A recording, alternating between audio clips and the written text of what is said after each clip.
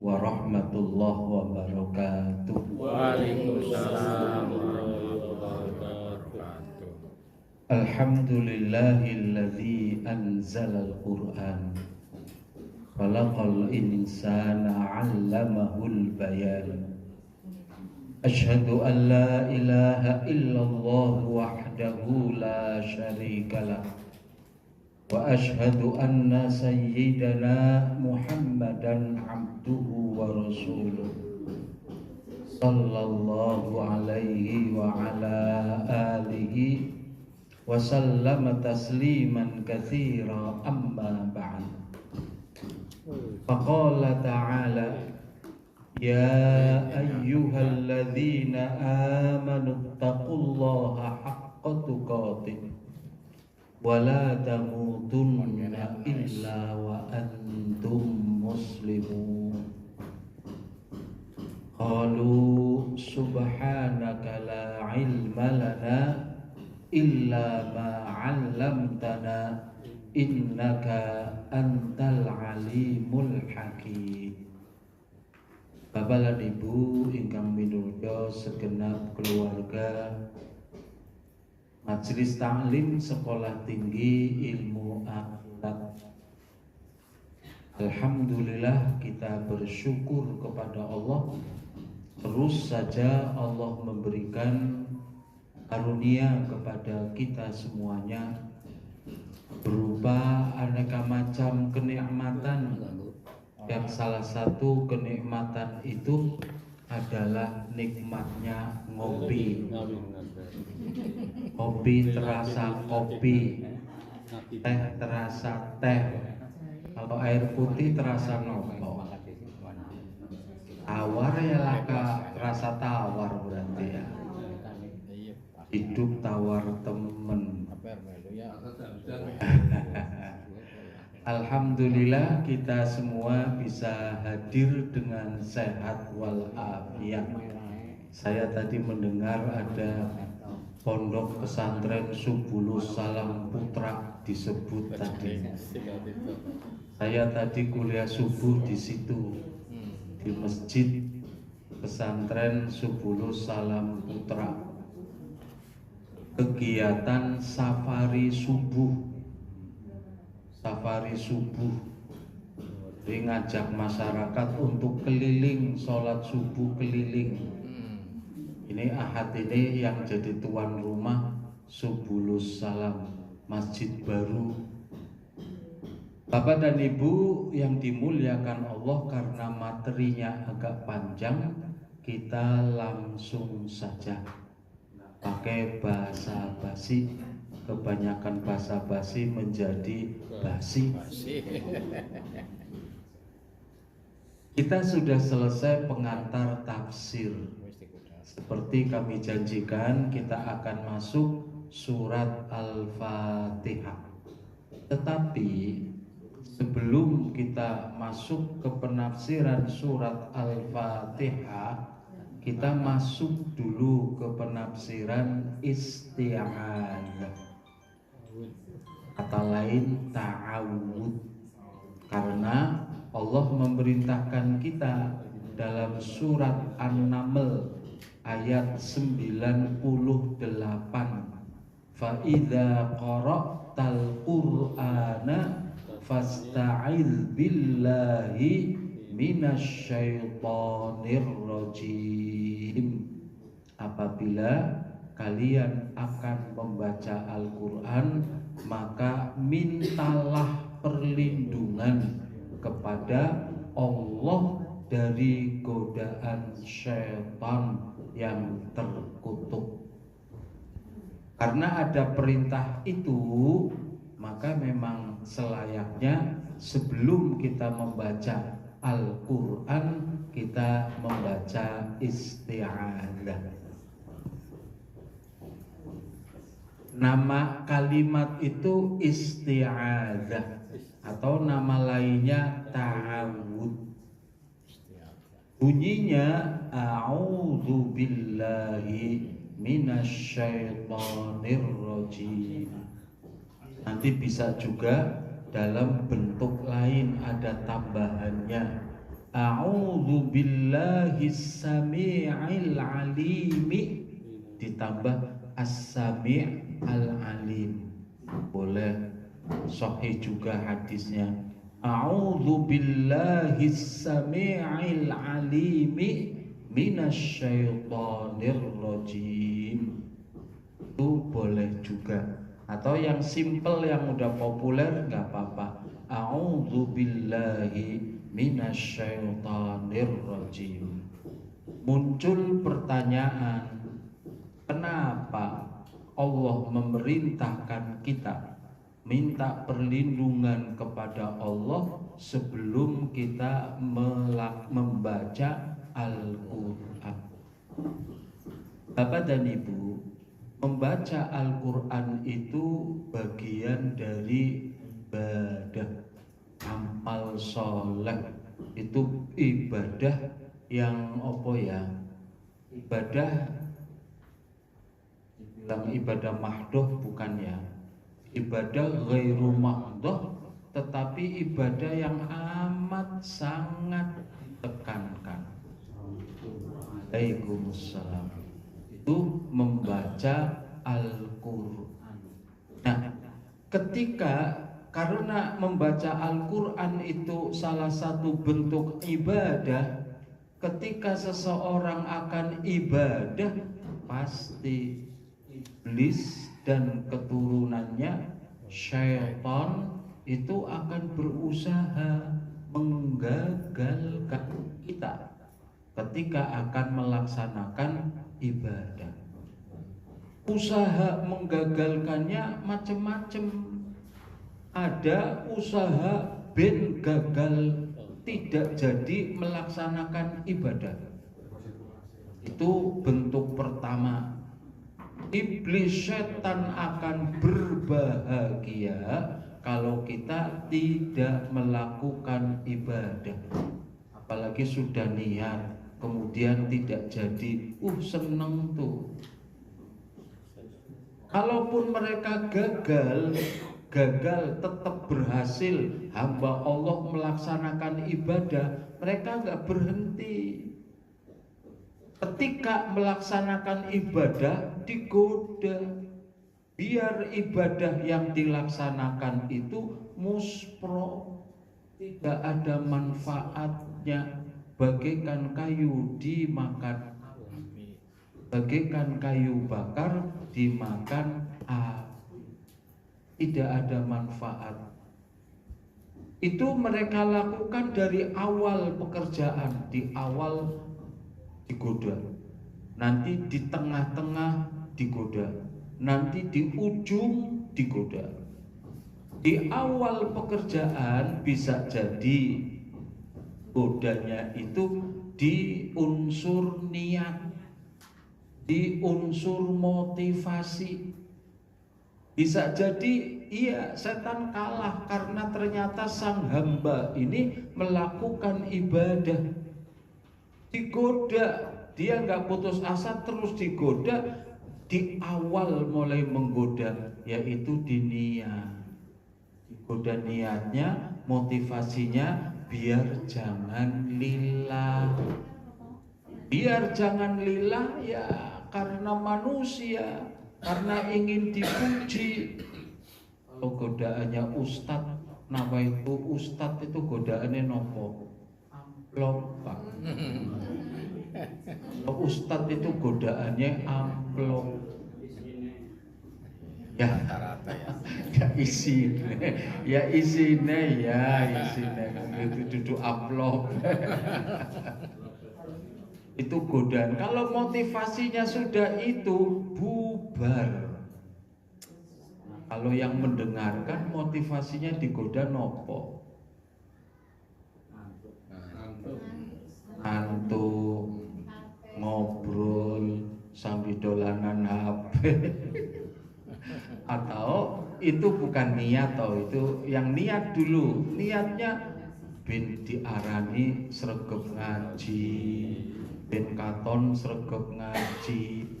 ben dapat pujian. Ora enak anggere ora melu ngaji.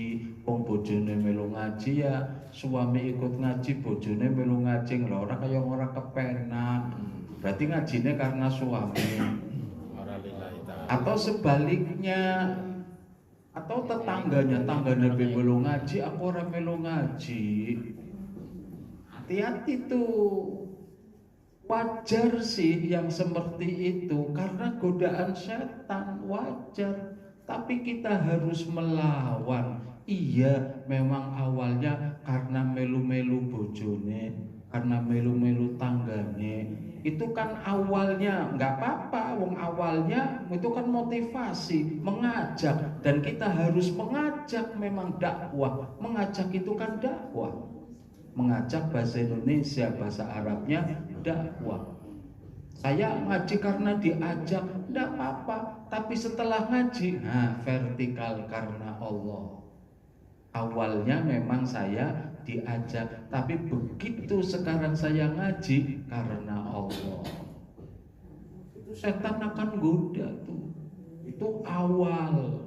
Tengah-tengah bisa goda juga. Contohnya lagi baca Quran di rumah.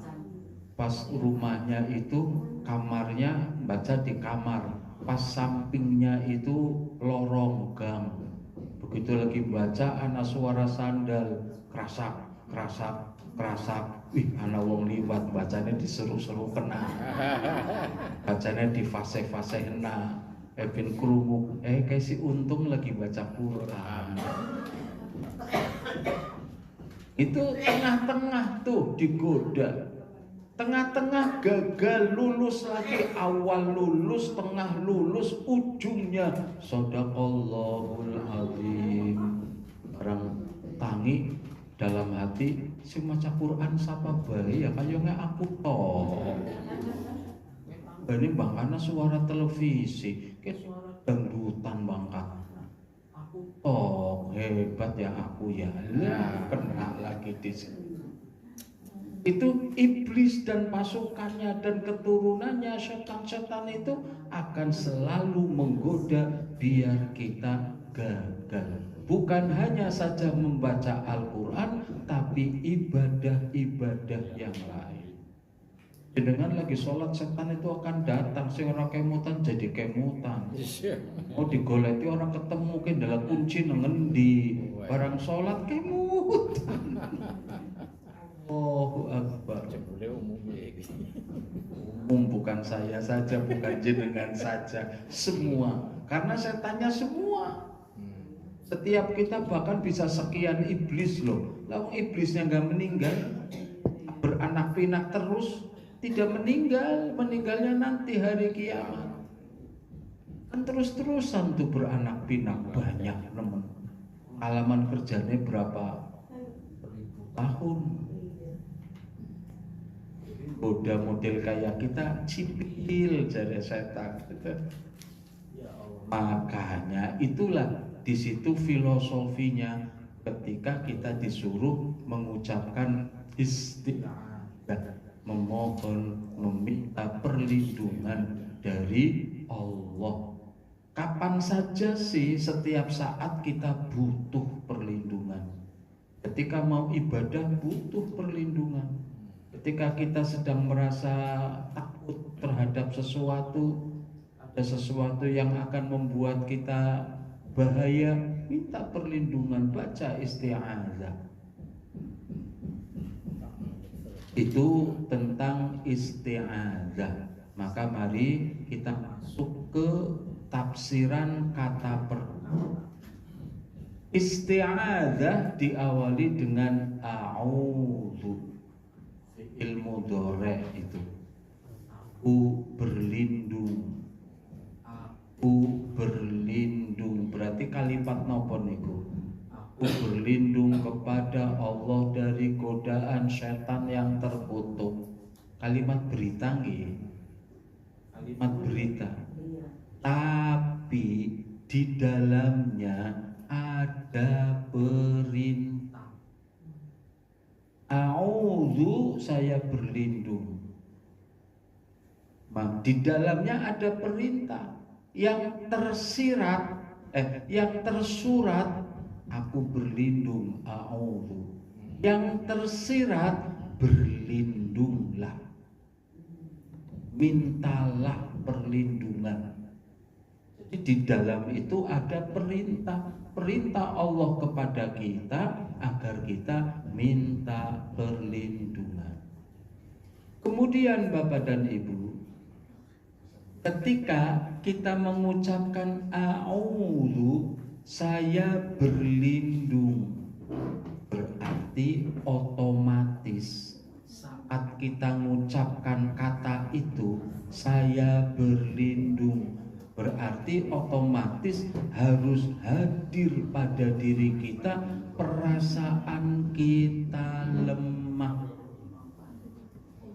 Itu mutlak gitu. Saat kita mengucap a'udzu, harus muncul, Allah akan memberikan perlindungan kalau kita pun merasa lemah. Karena kita merasa lemah, maka kita minta perlindungan. Bukan sekedar kita merasa lemah, karena memang benar-benar lemah. Siapa yang kuat di antara? Sehebat apa kita? Lahir dibantu yang lain, tumbuh dibantu, makan dibantu. Ketika masih kecil, bareng gede juga dibantu. Ada yang sakit, ada yang menyiapkan. Apa yang kita mampu melakukan sendiri. Sakit diobati orang lain. Mau cari ilmu ke orang lain. Mau ngajarkan ilmu ke orang lain. Tidak ada yang hebat di antara kita. Allah sendiri berfirman, wa khuliqal insanu dha'ifa. Dan sungguh kami telah menciptakan manusia dalam keadaan lemah. Bayangin dari mulai sperma terpancar, lemah tuh. Kalau spermanya nggak berkualitas, encer atau ada apa, nggak akan jadi. Ketika sudah jadi gumpal darah nempel di dinding rahim, hanya nempel toh, tidak dipatri, tidak ditaleni. Sampai ibu-ibu yang hamil muda tuh nggak boleh ngangkat yang berat, nanti ucul alakohnya itu. Terus sampai jadi gumpalan daging, terus masih lemah, sampai lahir pun juga dalam kondisi lemah.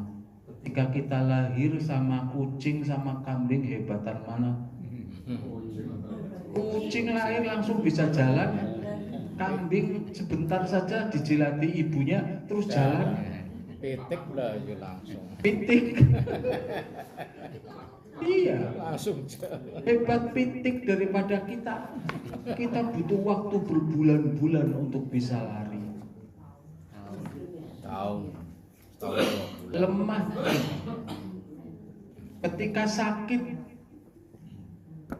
pernah Pak Bu, kalau bapak-bapak yang lama yang lulusan SPG pernah melihat saya lagi ceramah, duduk terus pingsan. Kalau orang dicekeli pripun, jabruk. Kalau orang ditulungi bisa jadi wassalam. Lemah kita itu. Makanya kita meminta perlindungan. Jadi ketika kita mengucap a'udzu, akan terkabul permintaan kita kalau antara permintaan dengan kondisi kita. Hanya merendah, ya Allah, akui bahwa kita lemah. Maka ya Allah, aku butuh perlindungan. A'udzu, aku berlindung billah, terhadap Allah, dengan Allah. Aku berlindung kepada Allah. Kita diajari Allah minta perlindungannya kepada Allah, minta tolongnya kepada Allah, jangan kepada yang lain. Karena Allah bisa memberikan perlindungan kepada kita secara paripurna. Nah, hanya oh berarti kalau saya mau ngambil uang ke bank 100 juta apa 1 miliar minta bantuan polisi untuk ngawal nggak boleh. Boleh, tapi tetap harus minta perlindungan Allah di atas polisi itu.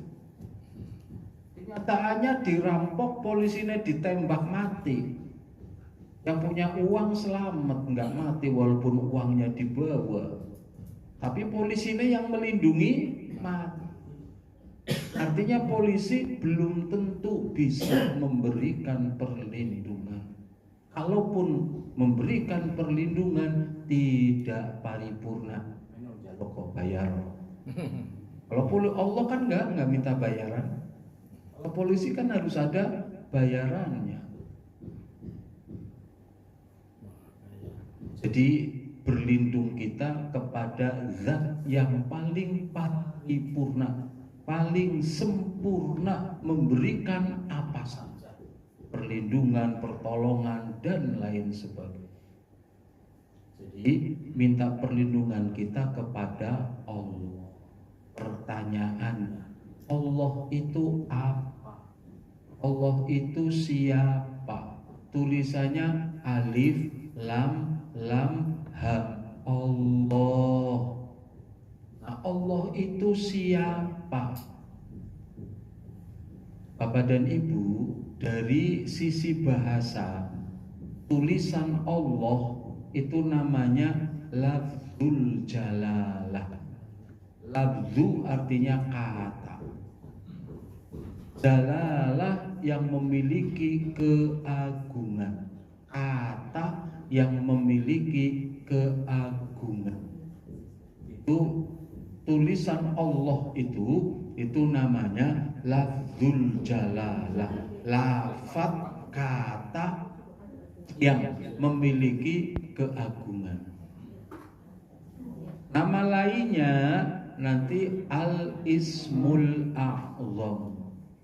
Al-ismu nama, al-a'zam yang paling agung. Allah itu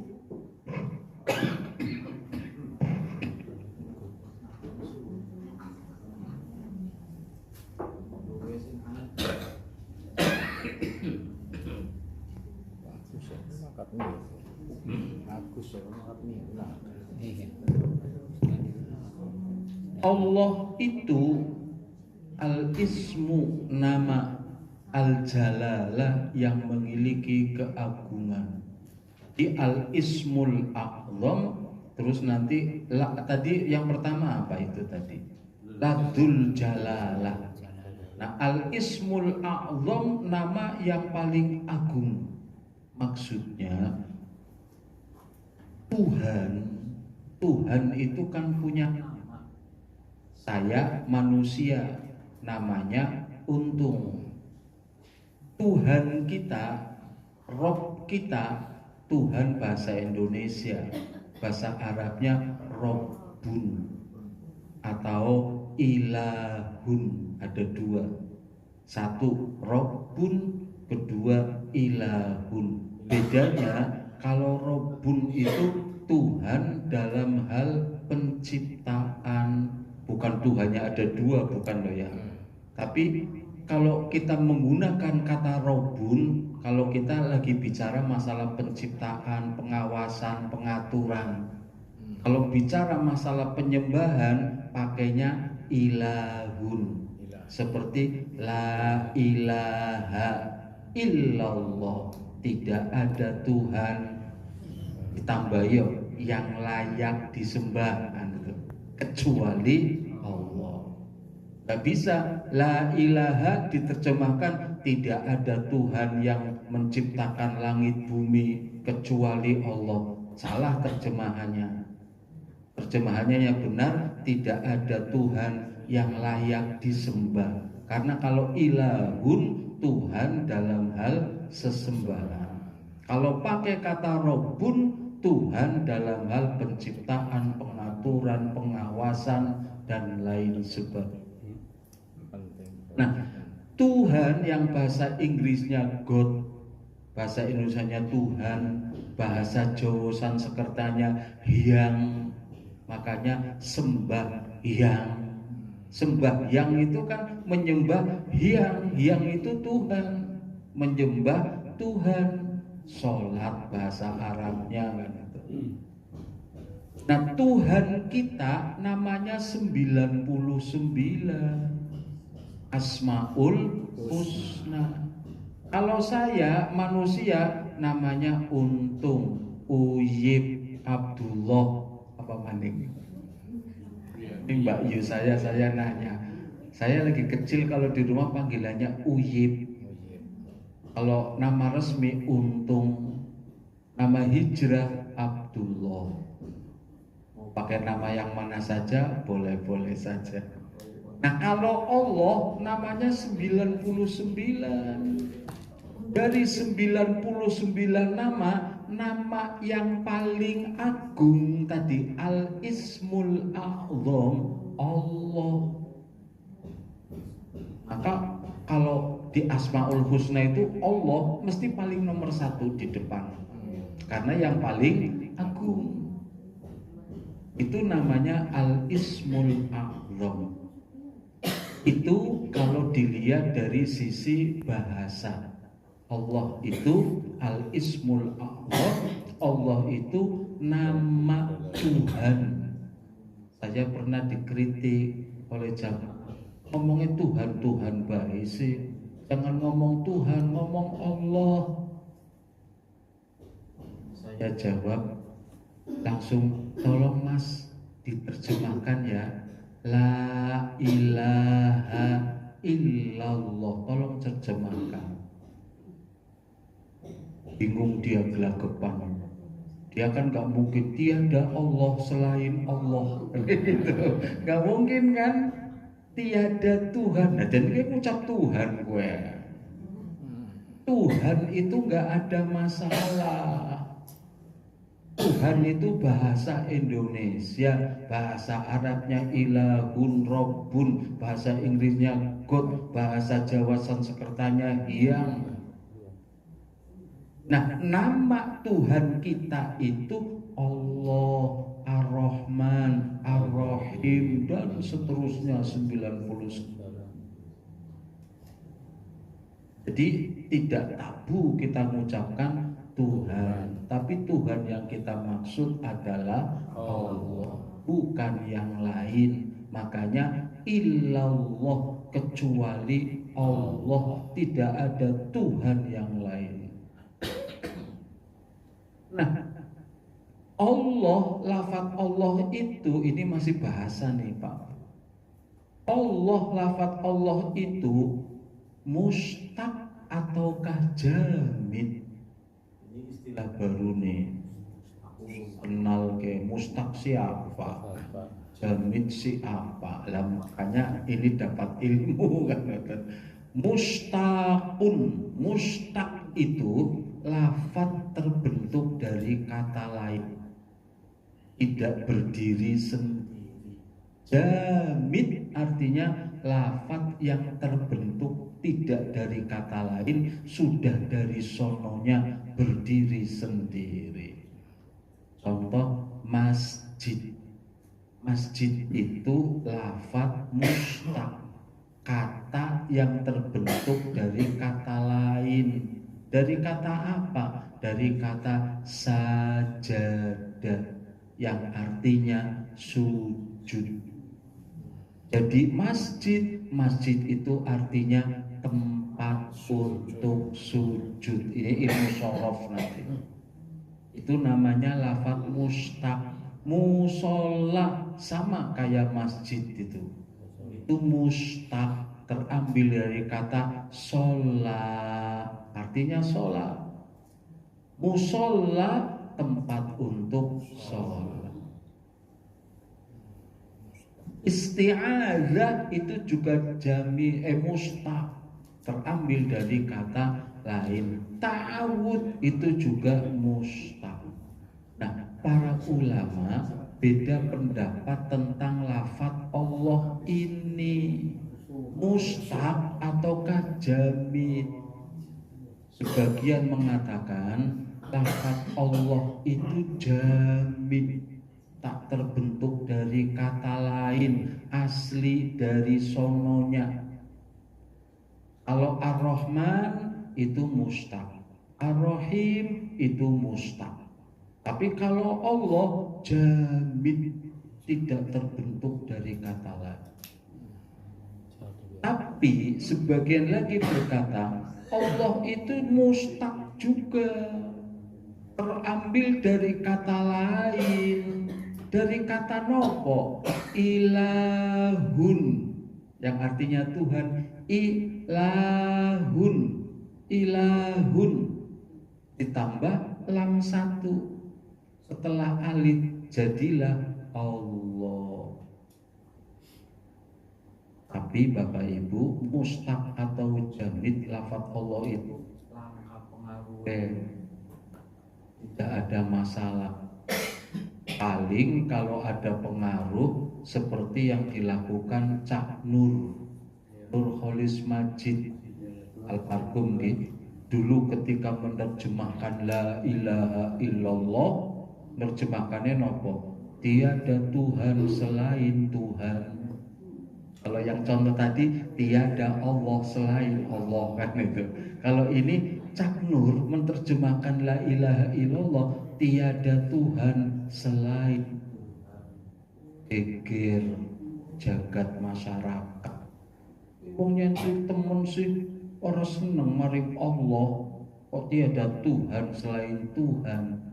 Karena Cak Nur ikut pendapat bahwa Allah itu mustaq, terambil dari kata ilahun, ilahun yang artinya Tuhan.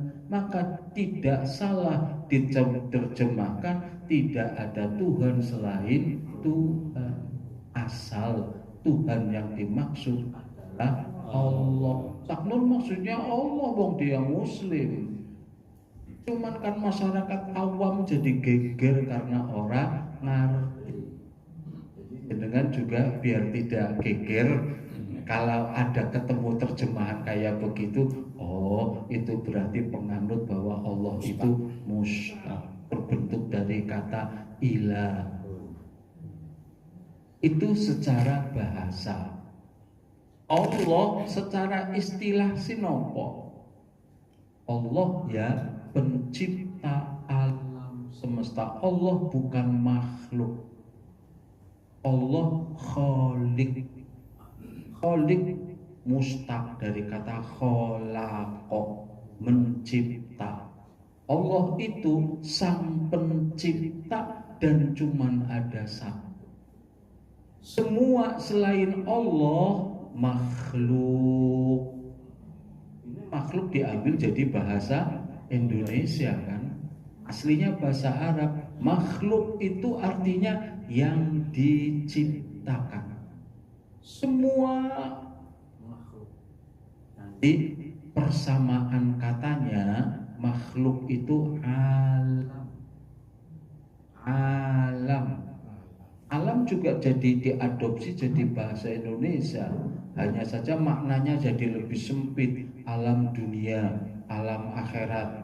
Dipotong-potong, disempit-sempitkan. Padahal alam itu artinya semua selain Allah. Semua selain Allah alam. Kita semua PC, laptop, gelas, semua gunung, langit, malaikat, jin, surga, neraka, itu semua alam.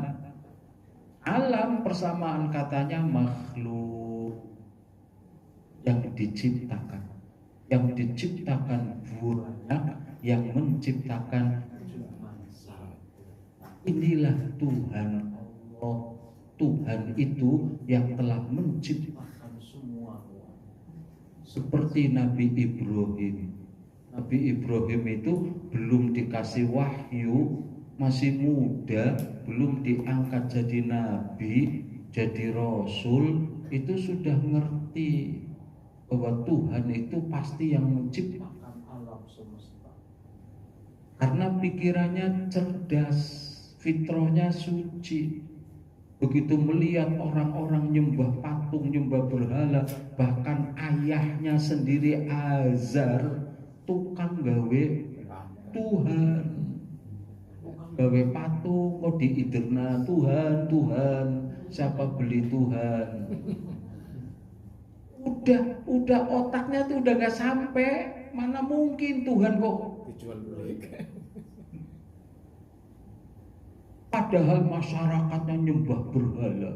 Maka akhirnya kalah sewot masuk ke kuil tempat berhala-berhala ada, tuh bawa kapak bengi bilang kasih weruh, pecahi kabeh, dikapake kabeh, ditinggal satu yang paling gede, kapaknya digantung di lehernya. Pagi-pagi geger, siapa yang telah melakukan kedurjanaan ini terhadap Tuhan-Tuhan kita? Masyarakat geger. Akhirnya ada yang ngerti, setan dirupai jadi kakek-kakek. Terus ngabari, kamu mau saya tunjukkan siapa yang melakukan ini? Atan, seorang pemuda yang dipanggil dengan nama Ibro. Udah dipanggil di sidang. Di sidang loh, kok nanya saya? Tanya tuh yang paling gede tuh kapaknya ada di lehernya tuh. Ya mana mungkin. Lah kalau kayak gitu kenapa kalian sembah-sembah? Sekogi logikanya masuk di situ itu, mang zek kan gitu. Dasar sudah tertutup kesadarannya, orang mau menerima logika. Kesalahan gengsio sama pemuda lagi, bapaknya tukang gawe Tuhan, kakon anaknya takilan kayak. Akhirnya disuruh dihukum tuh, dibakar temenanan loh. Tapi Allah berkata kepada api, ya narkuni bardan wasalam, jadilah kalian api bardan wasalama, dan tidak membakar. Tong kayu ini dan ini orang kebakar. Akhirnya dilosno dan manalah angel sih pak, pada apa nama nih. Tapi kan Nabi Ibrahim masih belum tahu Tuhan itu siapa. Kalau begitu dia kayak Nabi masuk ke gua, malam-malam keluar, bintang-bintang banyak, indah, ini Tuhan dia kan. Tak lama kemudian rembulan muncul. Wah, ini satu tapi lebih gede, ini lebih pantas jadi Tuhan. Tapi kemudian besoknya hilang, muncul matahari. Wah, ini lebih gede lagi, lebih besar lagi, lebih terang lagi. Ini pantas jadi Tuhan. Barang sore tenggelam. Inilah uhibbul afilin. Aku tak suka yang tenggelam. Akhirnya sampai kepada kesimpulan, berarti Tuhan mestinya yang menciptakan ini semua. Itulah Allah namanya, itulah Tuhan namanya. Bentuknya kayak ya laisa kamitslihi syai'un. Kalau kita mau nanya bentuknya kayak apa, mata kita bisa menangkap Allah. Allah kayak apa, berarti mata kita lebih hebat dari Allah dong. Gak mungkin. Kalau logika akal kita bisa memikirkan, melogikakan, mendefinisikan Allah, akal kita lebih hebat dari Allah dong. Gak mungkin. Makanya itulah Allah yang kita disuruh minta perlindungan kepada. Kemudian setelah berlindung kepada Allah, berlindung dari apa? Minta perlindungan kepada Allah agar dilindungi dari apa? Minasyaiton, dari setan. Siapa itu setan? Secara bahasa dulu. Setan itu dari kata syatona. Syatona itu artinya ba'udah. Ba'uda itu artinya menjauh, lain, menjauh. Setan itu dinamakan setan karena karakternya menjauh dari kebaikan, menjauh dari hidayah Allah. Orang seneng sing apik-apik, kumpule karo sing jelek-jelek. Kon mari masjid sing apik-apik, ora kelop, ora match. Tapi barang nongkrong karo orang-orang pada domino, pada mabuk, match, seneng, cocok, kelop. Kalau kayak begitu, manusia kayak begitu, itu manusia karakter setan. Nanti arti yang lain, ista'ala. Yang pertama, syatona, artinya ba'uda, jauh. Kemudian yang lain, ista'ala. Ista'ala itu menyala. Karena mereka tercipta dari api, maka menyala. Kalau menyala itu panas, maka setan iblis karakternya panasan. Berpanas terasanya di mana? Kalau kita melihat orang lain iri panas, di sini ya orang di jempol kaki enggak ya? Di sana ya adanya di sini ya. Dulu waktu penciptaan Adam tentang jantung itu, kolbun itu. Jadi panas, tanggane motor bak terbuka, tulisannya Sinar Jaya, anak kulkas gedene nemen, anak TV, anak mesin cuci, borong elektronik, tanggane langsung panas. Lihat sing gordeng di dalam. Akhirnya karena panas mikir-mikir suudono oleh kredit dia ya, oleh korupsi duitnya oleh sing dia. Waduh, sing tuku kene sing panas kana. Itu setan kayak begitu, iri, dengki karakternya. Itu dari panasnya. Kemudian apinya, satu panas tadi, api itu kan nggak mau ke bawah. Coba tuh korek gas disumpet, nyalakan korek gas disumpet gini, pasti nanti akan naik ke atas gini lagi. Lilin atau obor ditekuk, ya apinya kan nggak mau ke bawah. Itu karakter setan, maunya di atas, nggak mau suruh hormat sama manusia, sama suruh sujud, nggak mau. Saya lebih mulia, saya diciptakan dari api. Itulah syaitan secara bahasa. Dia akan selalu panas, dia akan selalu mintanya di atas, tidak mau glosor, tidak mau tawadu. Kalau kita kan disuruhnya jadilah seperti padi, semakin berisi semakin merunduk, semakin tegak. Nah, kemudian setan itu siapa? Secara definisi, kalau tadi definisi bahasa, nah sekarang secara istilahnya setan itu siapa? Setan itu ada dua definisi. Definisi lawas, ulama masa lalu mengatakan setan itu dzurriyyatu iblis. Dzurriyyah itu anak keturunan. Sama kayak kita itu dzurriyyatu Adam. Kita anak keturunan Nabi Adam. Nah, kalau setan itu anak keturunan iblis. Iblis itu dari bangsa jin. Kan ada malaikat, ada jin. Nah, jin itu ada yang beriman, ada yang kafir. Nah, yang kafir itu iblis. Iblis beranak pinak. Kayak kita beranak pinak, tapi mereka tidak meninggal. Iblis belum meninggal. Nabi Adamnya sudah meninggal, iblisnya belum. Kapan iblis meninggal dan keturunannya? Nanti hari kiamat. Dan itu kudangannya mereka. Ketika mereka divonis karena tak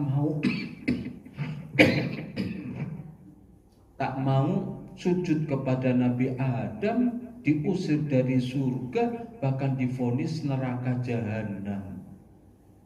Oke, mereka saking sombong, saking akunya, lebih baik saya masuk neraka daripada sujud kepada Nabi Adam.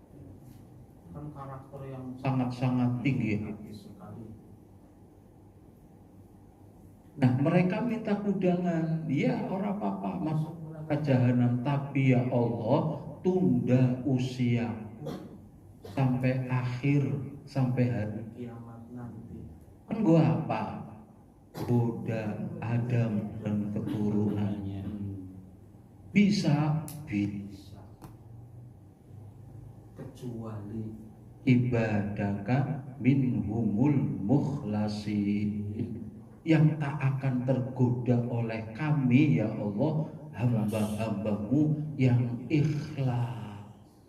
Ikhlas dalam bertuhan Allah, tauhid tidak syirik maksudnya. Ikhlas dalam amalia sehari-harinya, ikhlas dalam segala-galanya. Orang yang ikhlas ini memang derajatnya paling tinggi. Dialah satu-satunya manusia yang tidak akan mampu dijerumuskan oleh iblis. Itulah setan. Setan itu anak keturunannya iblis. Nanti macam-macam namanya, termasuk tugasnya ya nanti macam-macam. Gak mau kalah dengan kita. Kita ada dokter, ada guru, ada insinyur, ada tukang las, ada tukang patri, ada dodol sayur. Mereka juga macam-macam. Asing kerjanya khusus goda suami istri. Ada spesial dia mau kerjanya goda suami istri toh. Lagi wis istirahat pang turu lagi jagong bareng nang tempat tidur ngobrol seneng bercengkrama buru-buru tukaran. Pernah mboten kek. Buru-buru jadi madang seru. Jadi kayak kiye. Angger sing imane apik langsung istighfar mandeg berhenti ya. Angger sing ora apik malah lanjut berantem. Adine enggak ada angin laka udan. Itu ada setan khusus. Nanti ada setan khusus yang kerjanya curi info dari Lauhul Mahfuz. Ada ifrit itu namanya. Jin ifrit. Macam-macam. Tasim bangwane. Sing goda ustad. Satu ustad ya setannya setan ustad. Tingkatannya. Banyak ustadz bergelimpangan, ya Allah lindungi kami semua ya Allah. Makanya a'udzubillahi minasyaitan, ya Allah lindungi kami dari syaitan. Dan memang kerjanya itu, tidak ada kerja yang lain. Yang tadi yang mencuri-curi info kerjanya, jadi anak kerja goda manusia, jadi nyuri info kan dalam rangka untuk goda manusia. Nanti kalau dapat info dikasihkan ke dukun, nanti ada maharnya. Mesti syirik itu, perbuatan syirik yang harus dilakukan.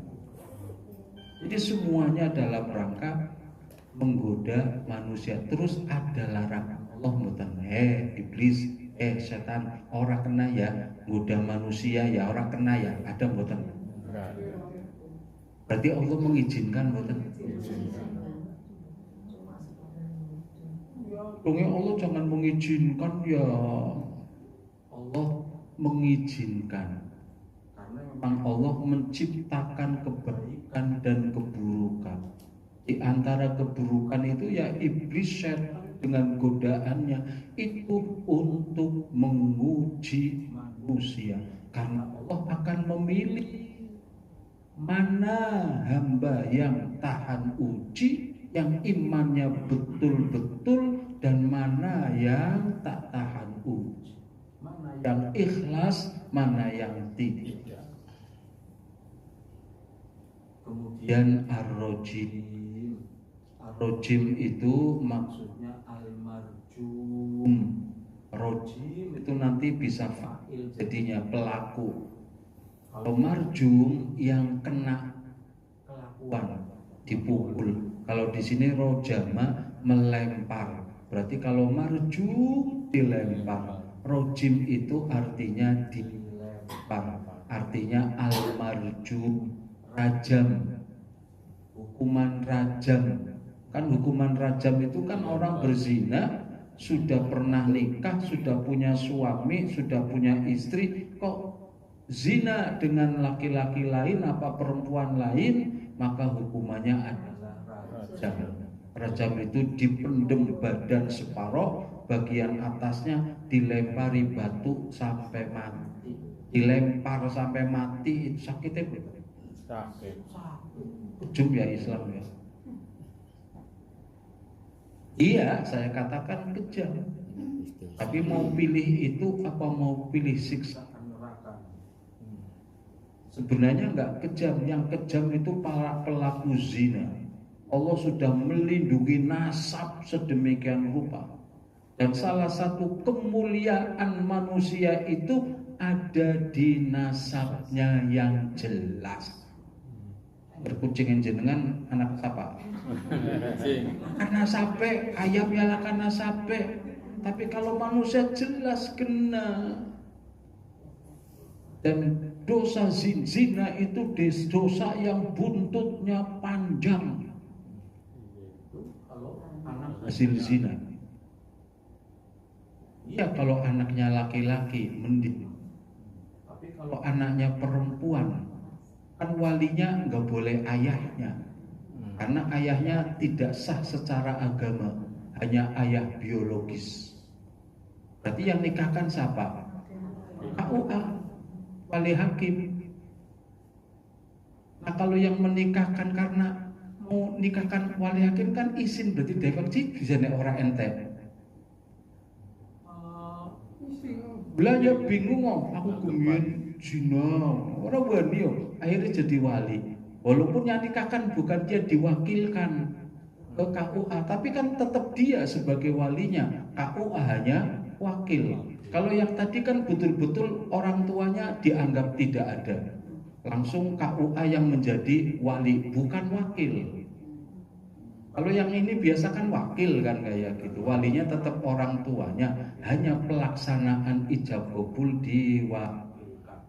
Akhirnya orang tuanya mewakilkan ke KUA karena dipendam izin. Akhirnya sah nggak pernikahannya? Tidak. Punya anak keturunan bagaimana? Hasil zina kabeh. Makanya saya katakan buntutnya panjang. Kalau perempuan tuh, kalau anaknya laki-laki, masih anak laki-laki tidak harus pakai wali. Yang wali adalah perempuan. Nah, Bapak dan Ibu yang dimuliakan Allah, tadi setan itu terlempar. Terlempar dari apa? Dari surga. Terlempar dari nopo mali, dari hidayah Allah, dari kebaikan dan seterusnya. Terlempar mereka. Termasuk juga setan itu dilempar ifrit tadi, yang kerjanya mencari info dari Lauhul Mahfud. Nah, Lauhul Mahfud itu kan namanya saja lauh. Lauh itu tempat di mana ada tulisan. Buku bisa dinamakan lauh, papan tulis bisa dinamakan lauh, etalase bisa dinamakan lauh, dan seterusnya. Mahfud yang dijaga, tempat di mana ada tulisan, tempat itu dijaga. Dijaga oleh siapa? Malaikat.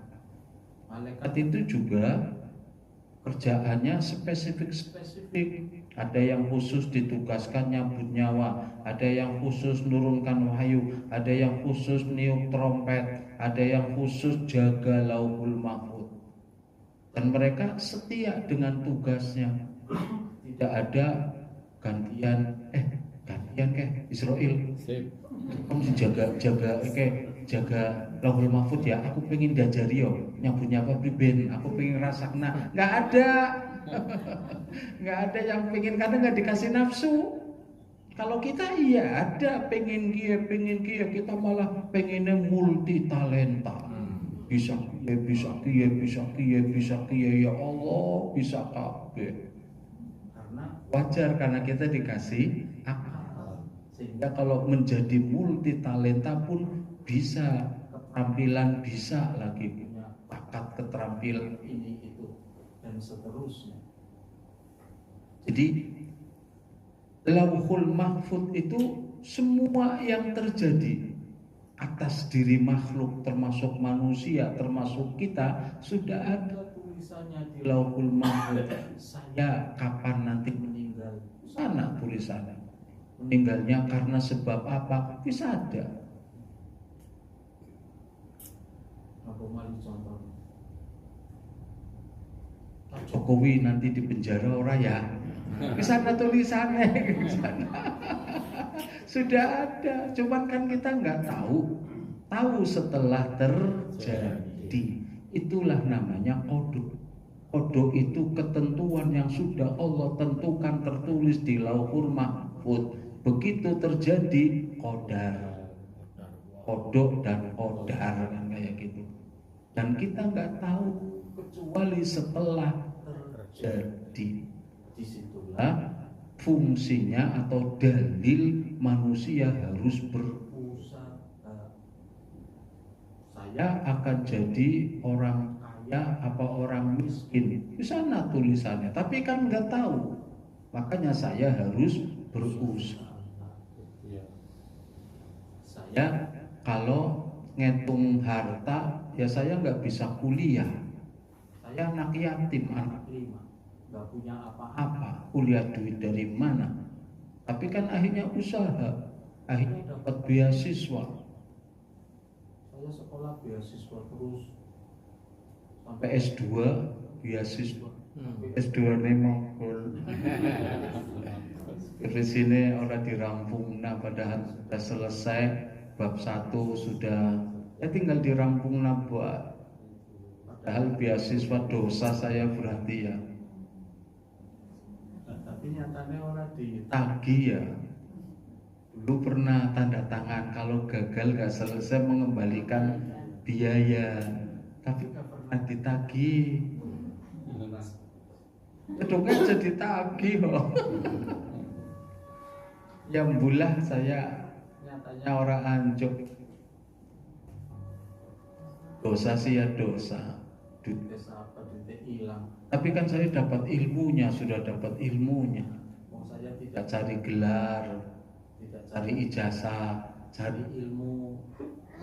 Kata anak saya udah alasan.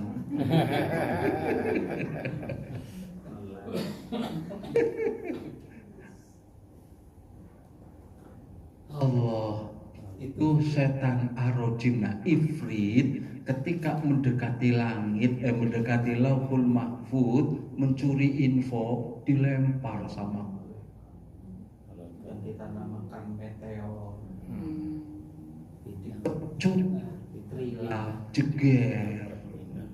Tapi tolong jangan nanya loh, bagaimana logikanya meteor kok ngomong lempar jin, pecut kok apa petir kok mecut jin, jangan ditanyakan, saya nggak ngerti.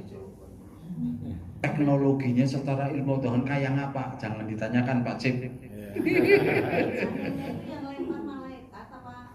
Malaikat. Kenapa Bu? Iya, malaikat yang jaga lauhul mahfud itu, yang jaga dihalau. Tapi namanya mencuri, kadang berhasil, kadang tidak.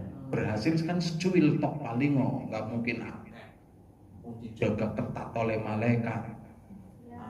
Jadi bocorannya dijual belikan sama Makanya dukun ngerti sebelum, istilahnya apa kemarin Pak Edi? Sadurunge winara. Hah? Ngerti sadurunge winara. Ngerti sadurunge winara. Waruh apa? Sedurunge winara. Ngerti sedurunge. Iya, jadi dukun ngerti karena sudah dapat info dari jin, tapi akan ditukar dengan syirik, perbuatan syirik. Itu isti'adzah. Sudah jam lewat, sejam persis baru bicara isti'adzah. Mari sekarang kita masuk wis ke Al-Fatihahnya.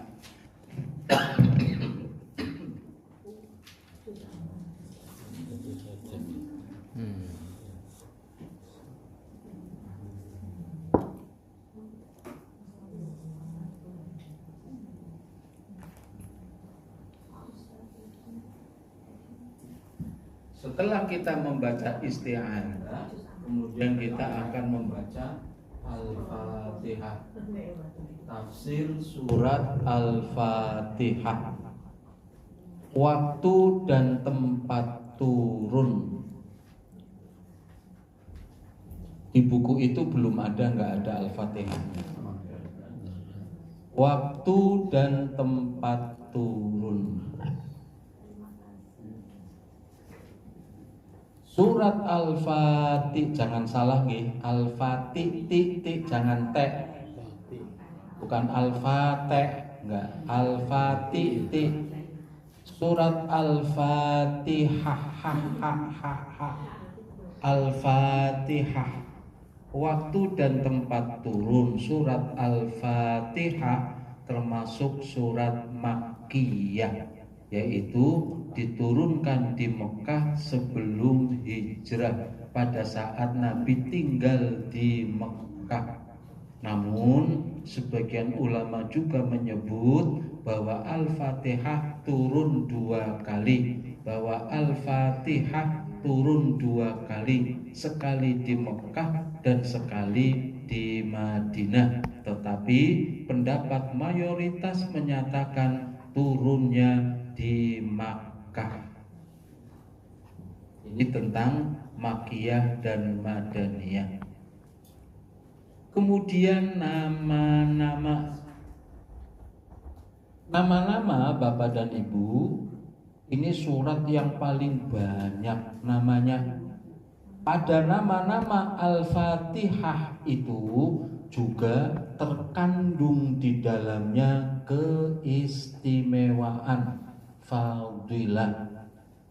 Nama surat ini yang paling populer Al-Fatihah, yang artinya pembuka.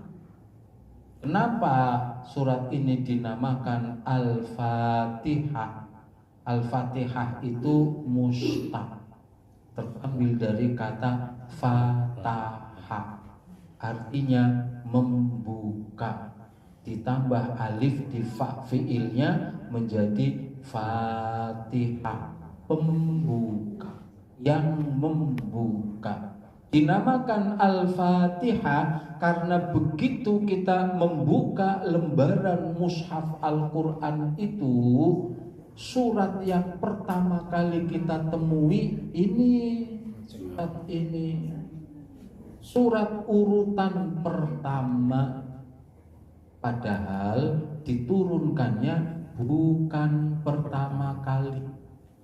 Karena Al-Quran memang diturunkannya itu tidak sesuai urut-urutan, dicomoti.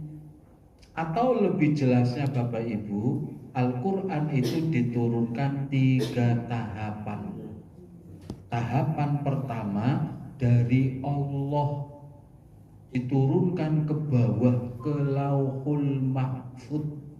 Tadi yang ada tulisan tersimpan dijaga malaikat, diletakkan di situ segeluntung 30 juz dengan urut-urutan seperti yang ada sekarang oleh malaikat Jibril. Itu terjadi malam Qadar. Lailatul Qadar. Kapan itu? Zaman bahula, zaman dahulu kala. Nah, kemudian nanti tahapan yang kedua, turun lagi dari Lauhul Mahfuz, turun lapis langit, lapis 7, 6, 5, 4, 3, 2, 1. Langit lapis pertama yang dinamakan langit dunia. Ini langit lapis pertama, langit dunia. Di langit dunia inilah ditempatkan Al-Quran pada tahapan kedua. Di suatu tempat di langit lapis pertama yang namanya Baitul Izzah. Bait itu artinya tempat, izzah mulia. Kenapa dinamakan mulia tempat itu? Karena tempat itu Allah pilih menjadi tempat untuk meletakkan Al-Quran pada tahapan kedua. Atau juga dinamakan Baitul Makmur, bait tempat makmur yang diramaikan, dimakmurkan, kayak memakmurkan masjid. Dengan cara apa Baitul Izzah itu dimakmurkan? Oleh siapa? Oleh para malaikat yang Allah tugaskan khusus memakmurkan Baitul Makmur atau Baitul Izzah itu. Dengan cara apa? Dengan cara tawaf, mengelilingi Baitul Makmur. Jadi sampai sekarang yang mereka orang mandek-mandek, tawaf tok kerjanya, tidak berhenti. Itu tahapan kedua. Tahapan ketiganya dari Baitul Izzah atau Baitul Makmur itu diturunkan ke Nabi Muhammad. Berangsur-angsur sesuai kebutuhan, dicomoti sesuai keperluan. Yang diturunkan pertama surat Al-Alaq, padahal ada di juz 30 terakhir, tuh juz terakhir itu pun hanya ayat 1 sampai 5 saja. Diturunkan saat Nabi berkhulwat di Gua Hira, kayak Nabi Ibrahim tadi berkhulwat di Gua pakai ha bukan ha, bukan Gua Hira, di Gua Hira. Sama kayak Ibu Hawa, bukan Hawa. Orang Tegal mantep. Di Gua Hira. Itulah tahapan yang ketiga. Jadi Al-Fatihah itu bukan pertama kali diturunkan, tapi memang ada di urutan pertama. Orang pati-pati diletakkan di urutan pertama pasti punya keistimewaan.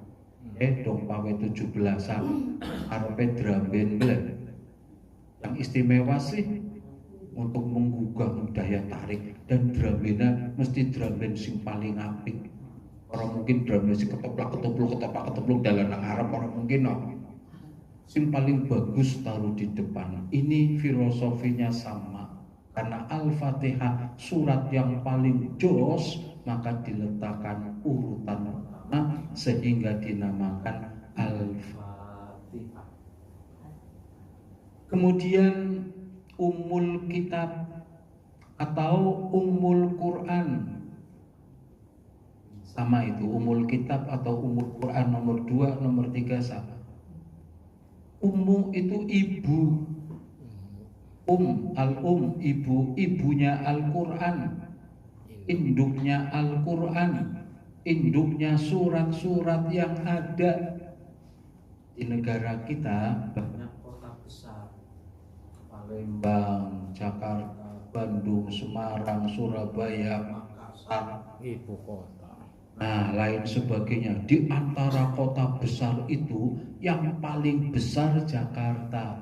Maka Jakarta menjadi ibu kota. Di negara kita banyak bahasa, Sunda, Jawa, Jawa dengan macam-macam. Apa ada kromo, ada ngoko, macam-macam lah. Ada bahasa Batak, Sumatera aja ada berapa tuh nanti. Belum lagi Madura, belum lagi banyak sekali bahasa. Saya nggak bisa bahasa Sunda, saya nggak bisa bahasa Batak, tapi orang Sunda, orang Batak, orang Jawa, orang Papua, semua bisa bahasa Indonesia. Maka bahasa Indonesia yang paling jos, maka dinamakan ibu bahasa. Bahasa Indonesia ibu bahasa.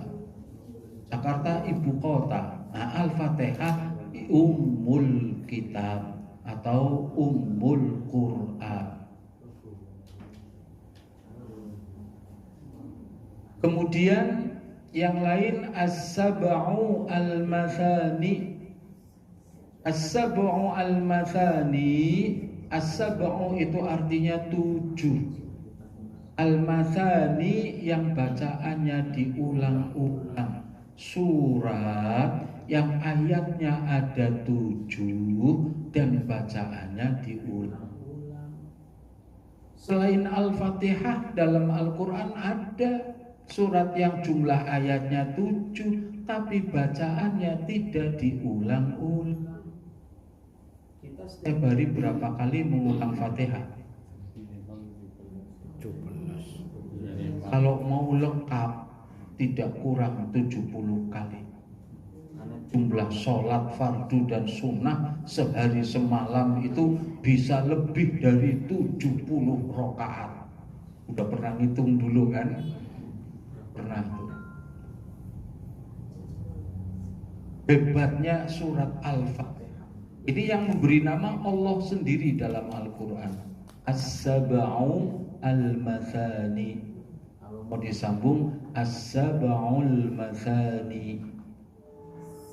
Kemudian yang lain alhamd, pujian. Karena di dalam Al-Quran ada pujian dari basmalah, ar-Rahmanir-Rahim, Maliki Yaumiddin, Alhamdulillah ya yang ayat kedua. 4 ayat itu pujian untuk Allah. 4 ayat itu pujian semua. Makanya dinamakan Alhamd. Kemudian ada satu nama yang terlewat, namanya as-sholah. As-sholah terlewat, nggak tertulis di situ. As-sholah, sholat artinya. Kenapa dinamakan as-sholat? Karena satu-satunya surat yang wajib dibaca di dalam sholat. Kemudian as-shifa, penyembuh, obat. Jampi, jampi itu bahasa Jawa, bahasa Indonesia obat. Jampi bahasa Jawa jamu, jampi kromo. Jampi itu obat-obat. Cuman akhirnya diplesetkan kalau jampi-jampi ya berarti ada urusannya sama sama supranatural, peluh santet. Dan aslinya jampi itu obat, jamu. Jadi surat Al-Fatihah bisa buat obat, bisa. Tapi angel prakteknya.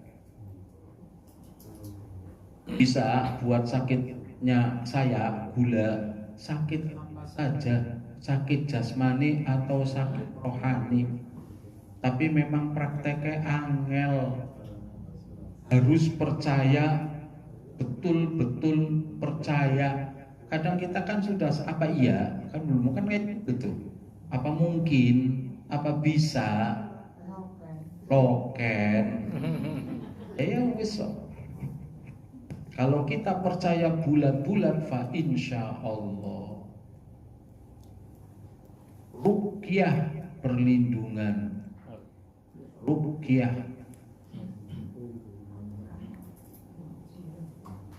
Bisa menjadi perlindungan dengan membaca surat Al-Fatihah.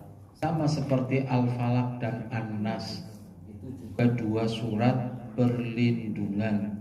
Nabi kena sihir, dibebaskan sihirnya dengan membaca Al-Falaq dan An-Nas. Di nomor 6, nomor 7 As-Ruqyah itu prakteknya tidak mudah. Tapi iya, kenyataannya seperti itu. Saya saja belum pernah meruqyah atau diruqyah. Saya belum pernah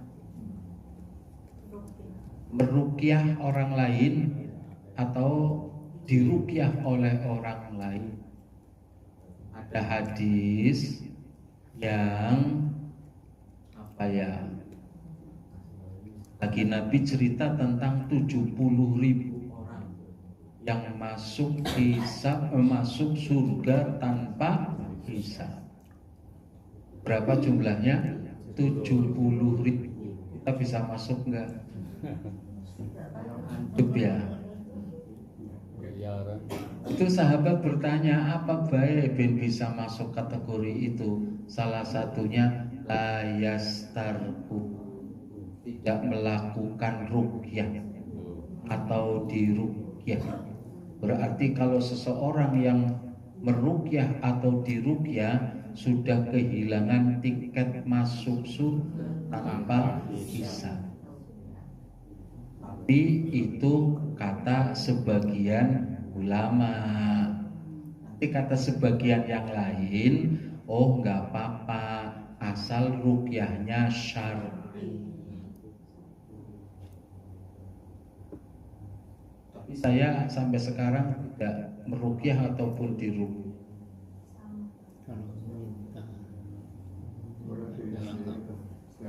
Ya, kalau meruqyah dirinya sendiri berarti tidak minta. Kalau minta berarti kan orang lain kan.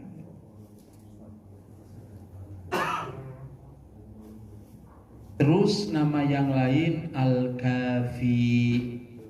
Al-Kafi itu yang mencukupi. Artinya 30 juz surat Al-Quran itu 114 surat itu intisarinya ada di Al-Fatihah. Makanya menjadi satu-satunya surat yang wajib dibaca di dalam sholat. Maka dinamakan Al-Kafi yang mencukupi. Tapi bukan berarti ya wis aku cukup Fatihah saja, rasa surat yang lain ya enggak. Nyatanya ada surat yang lain kok. Ini kalau mau bicara tentang keutamaan afdoliyah. Bapak dan Ibu, kayaknya kita sampai di sini dulu. Saya juga capek ngomong baik kerjanya, radangnya orang mari-mari akhirnya.